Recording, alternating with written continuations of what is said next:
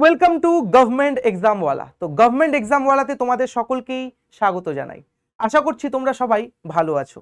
বাইরে তো প্রচন্ড গরম, আর তারই মাঝে তোমাদের জন্য আজকের টপিক ইন্ডিয়া বার্নিং। তো গ্রীষ্মকাল তো চলেই এসছে, আর তার সাথে চলে এসছে হিট ওয়েভ বা তাপপ্রবাহ। তো সেটা নিয়েই আজকে আমরা ডিসকাস করব। তো দেখো, ক্লাইমেট বা জলবায়ু আজকের দিনের সব থেকে আলোচনার একটি বিষয় হয়ে দাঁড়িয়েছে। গ্রীষ্মের শুরুতেই যে দাবদাহ চলছে তাতে দেশবাসী আজ নাজেহাল। পশ্চিমবঙ্গ কিন্তু এর থেকে রেহাই পায়নি। তোমরা আমার পিছনে দেখতে পাচ্ছ তাপমাত্রা মানচিত্র। এটাকে আমরা কি বলি? তাপমাত্রা মানচিত্র বা হিট ম্যাপ, যেখানে দেখতে পাচ্ছ ভারতবর্ষ গাঢ় লাল রঙে রাঙিত। এখানে তাপমাত্রা বোঝানোর জন্য বিভিন্ন রং ইউজ করা হয়। গাঢ় লাল মানে হচ্ছে উচ্চ তাপমাত্রাকে বোঝানো হয়। তো গ্রীষ্ম এদেশে চলে এসছে, তাপমাত্রা বাড়ছে, আর তারই সাথে বাড়ছে তাপপ্রবাহ বা হিট ওয়েভ। তো এর থেকে কি বাঁচার উপায় আছে? আমরা কি এর জন্য তৈরি? বা এর প্রভাব বা ইম্প্যাক্ট কি হতে চলেছে আমাদের উপর? তো চলো জেনে নিই। তো এখানে তোমরা দেখতে পাচ্ছ আইএমডি, ইন্ডিয়ান মেট্রোলজিক্যাল অর্গানাইজেশন, যেটা কিনা আমাদের ভারতের আবহাওয়া বিভাগ। তো তাদের মতামত অনুযায়ী কি বলেছে যে more heat wave days than usual for most of India this summer. মানে এই গ্রীষ্মে আমরা আরো বেশি পরিমাণে এই তাপপ্রবাহ এক্সপেরিয়েন্স করতে চলেছি বিগত বছরগুলির থেকে। তার পাশাপাশি ইন্ডিয়ান মেট্রোলজিক্যাল ডিপার্টমেন্টের মতে যে India will see more than average hit wave days in this years hot weather season April two June. তার মানে এত তাড়াতাড়ি কিন্তু আমাদের রেহাই নেই। তো এই যে তাপপ্রবাহ, এটা তো শুরু হয়েছে, চলবে কতদিন? জুন অবধি, যেটা প্রায়শই আমরা আমাদের দেশে দেখতে পাই। ঠিক আছে। Above normal temperature are likely to be recorded over most part of the country, and the heat is predicted to impact the southern peninsula, central India, east India and northeastern plains the most. তার মানে সোমবার ভারতীয় আবহাওয়া বিভাগ বা IMD ঘোষণা করেছে যে এবছর গরম আবহাওয়ার মৌসুমে এপ্রিল থেকে জুন গড় তাপমাত্রার দিন দেখতে পাবে। তার মানে দেশের বেশিরভাগ অংশেই স্বাভাবিকের উপরে কিন্তু তাপমাত্রার পারদ কিন্তু চড়বে। ঠিক আছে, সেটা কোথায় কোথায়? এখানে বলা হয়েছে যে দক্ষিণ উপকূল। এখানে কোথায় কোথায় আমরা সেই জিনিসটা দেখতে পাবো? সেটা আমরা দেখতে পাবো দক্ষিণ উপকূল। এখানে তোমরা দেখতে পাচ্ছ দক্ষিণ উপকূল, মধ্য ভারত, আর তার পাশাপাশি পূর্ব ভারত এবং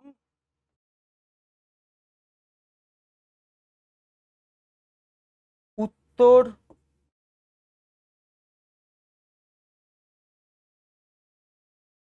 পশ্চিম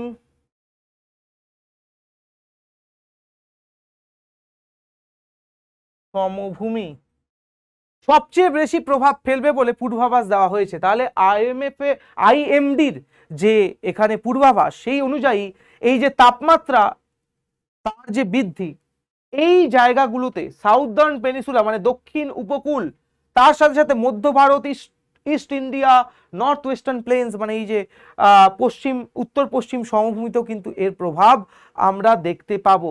তার মানে ম্যাপে যদি আমরা দেখে নিই, তাহলে মোস্ট এফেক্টেড এরিয়াজ কোন জায়গাগুলো?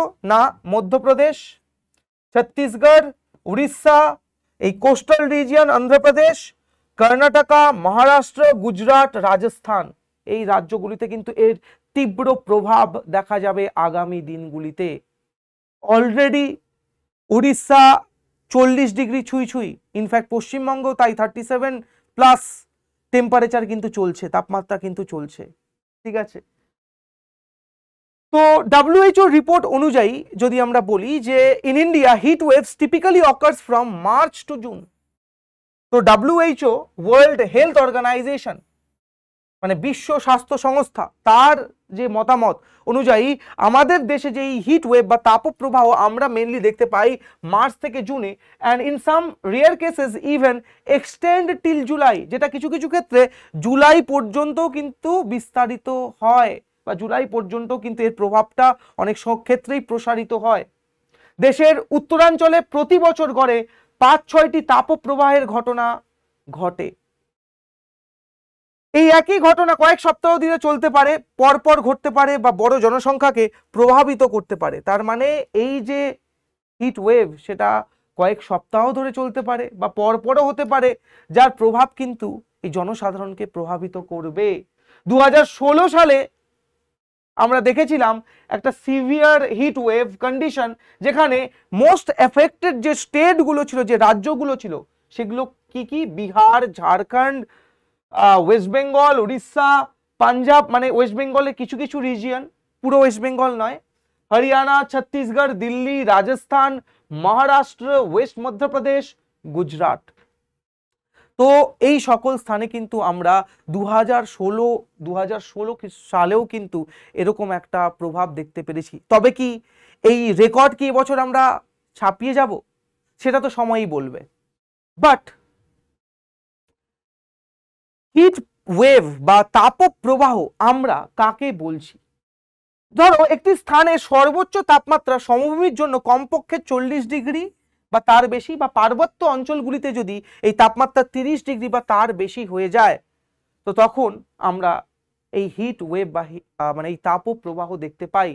ঠিক আছে, বা স্বাভাবিকের থেকে কিন্তু 4.5 ডিগ্রি বা 6.4 ডিগ্রির বেশি বা তারও বেশি যখন হয়, ঠিক আছে, তখন কিন্তু আমরা এই তাপপ্রবাহ দেখতে পাই। তো এখানে এটাই বলা হয়েছে, what is the criterion for declaring heat waves in India. তো আমাদের দেশে এই তাপপ্রবাহ যখন ডিক্লেয়ার করা হয়, ঘোষণা করা হয়, তার জন্য ক্রাইটেরিয়াটা আমরা, যে মানদণ্ডটা আমরা কি দেখি বা কি রাখি, তো সেটা নিয়ে কিন্তু এখানে বলা হয়েছে। তো আশা করি তোমরা বুঝতে পেরেছো।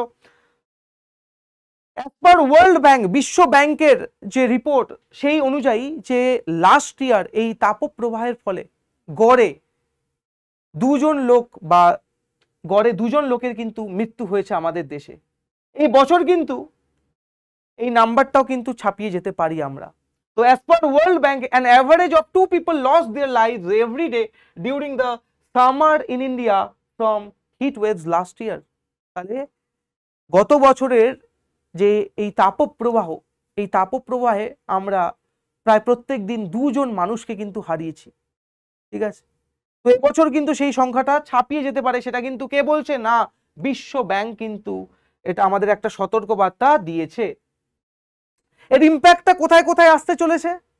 তো দেখো, এই যে হিট ওয়েভ বা তাপপ্রবাহ বা এই যে উষ্ণায়ন, ঠিক আছে, তো তার ইম্প্যাক্ট কিন্তু আমাদের দেশের ইকোনমিতে পড়তে চলেছে বা পড়বে।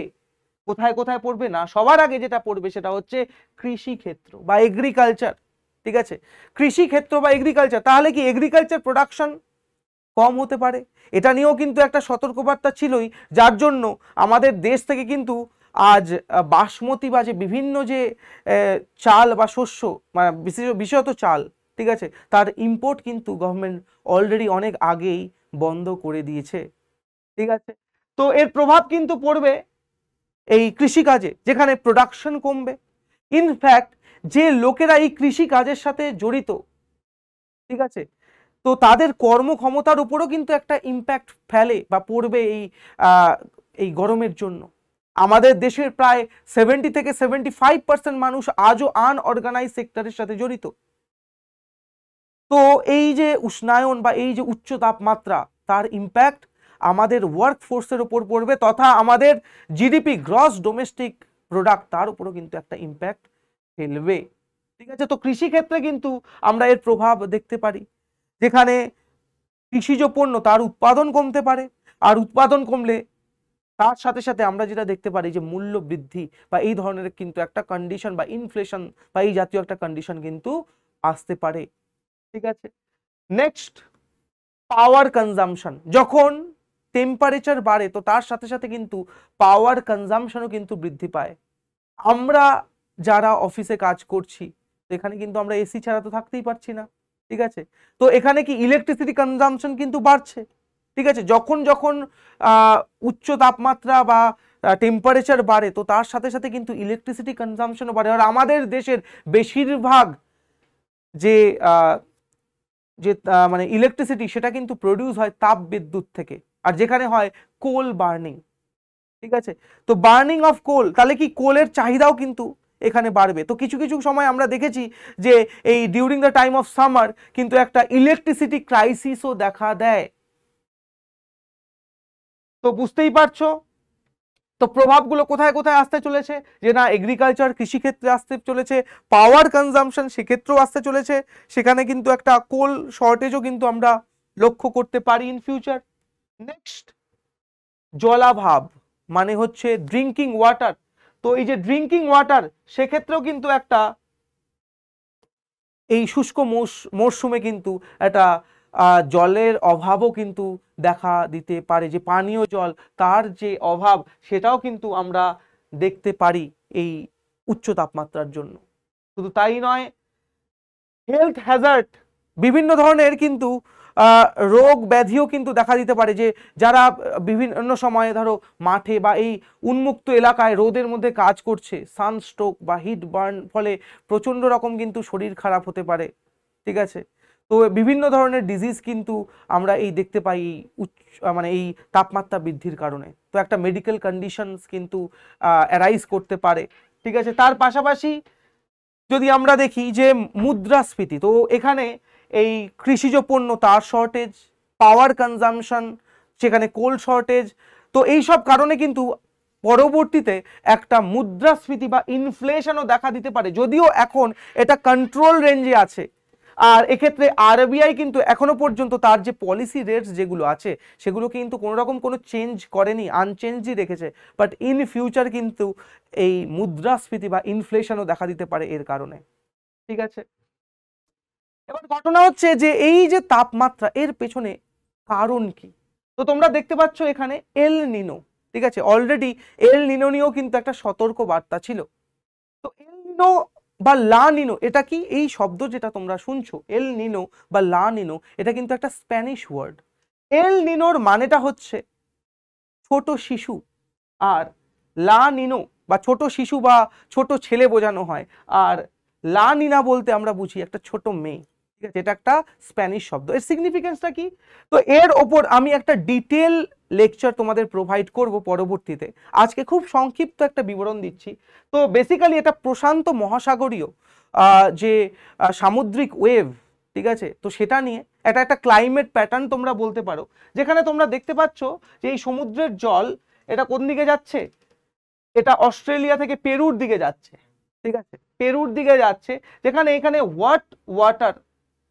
ওয়াটার স্ট্রিম এই দিকে প্রবাহিত হচ্ছে, আর এই ফলে কিন্তু এই রিজিয়নটায় আমরা ক্লাউড ফরমেশন দেখতে পাবো, বৃষ্টি দেখতে পাবো, whereas তার অপোজিট রিজিয়নটায় কিন্তু আমরা খরা দেখতে পাবো, ঠিক আছে? আর এরই বিপরীত হচ্ছে লা নিনা, ঠিক আছে? এরই বিপরীত কি? লা নিনা। আর লা নিনার ক্ষেত্রে কি হচ্ছে, এই যে ওয়াটার ওয়েভ সেটাই অস্ট্রেলিয়া কোস্টের দিকে আসছে, আর এই কারণে এখানে কিন্তু ক্লাউড ফরমেশন হবে, আর যার দরুন কিন্তু বৃষ্টি এই রিজিয়নে তো বৃষ্টিপাত হবেই, তার সাথে সাথে এশিয়ায়ও কিন্তু এর একটা ইম্প্যাক্ট পড়বে। তো তোমরা এখানে দেখতে পাচ্ছ, দেখো যে increase rainfall in Asia and Australia, এটা কিসের জন্য? যে লা নিনা। তো তোমাদের জন্য একটা সুখবর আমি দিয়ে রাখি, যে আবহাওয়া দপ্তরের যে রিপোর্ট সেই অনুযায়ী অগস্ট থেকে কিন্তু এই লা নিনোর প্রভাবটা কিন্তু কমবে, মানে লা নিনা কিন্তু উইক হতে থাকবে, আর লা নিনার ইম্প্যাক্টটা কিন্তু আমরা দেখতে পাবো, এল নিনো এর ইম্প্যাক্টটা কিন্তু কমবে, মানে এটা উইক হতে থাকবে, আর লা নিনা কিন্তু ক্রিয়েট হতে চলেছে। তাহলে অগস্টের পর থেকে কিন্তু আমরা এই আবহাওয়ার আরো একটা পরিবর্তন কিন্তু দেখতে পারবো, যেটা কিনা আমাদের জন্য কিন্তু সুখকর, আর এর জন্য কিন্তু বৃষ্টিপাত বাড়বে, ঠিক আছে? এর জন্য তো ভয় পাওয়ার কোনো কারণ নেই। তো এটা আমাদের কাছে একটা সুখবর, যে না এই যে এল নিনো এর ইম্প্যাক্টটা কিন্তু কম হতে চলেছে ইন ফিউচার। আর তার ইম্প্যাক্টটা কবে থেকে আসছে, যে না এখনকার দেওয়া রিপোর্ট অনুযায়ী এটা কিন্তু অগস্টের থেকে এল নিনোটা কিন্তু উইক হতে চলেছে। ঠিক আছে, তো তারই মাঝে আরো একটা আপডেট কি 19 এপ্রিল থেকে শুরু হয়ে গেছে আমাদের লোকসভা ইলেকশন। তো এই লোকসভা ইলেকশনে তোমরা দেখবে যে বিভিন্ন ভোট কাউন্টারের সামনে বিভিন্ন বুথে কিন্তু প্রচণ্ড লম্বা লাইন। তো তোমাদের জন্য তোমাদের সকলকেই একটা সতর্ক বার্তা, এই রোদে তোমরা তো দাঁড়িয়ে তোমাদের ভোট দান করবে, তো বি কেয়ারফুল। এখানে কিছু তোমরা মানে জিনিস অবশ্যই মেনটেন করবে, প্রচুর পরিমাণে জল খাবে, যতটা সম্ভব রোদ এড়িয়ে চলবে।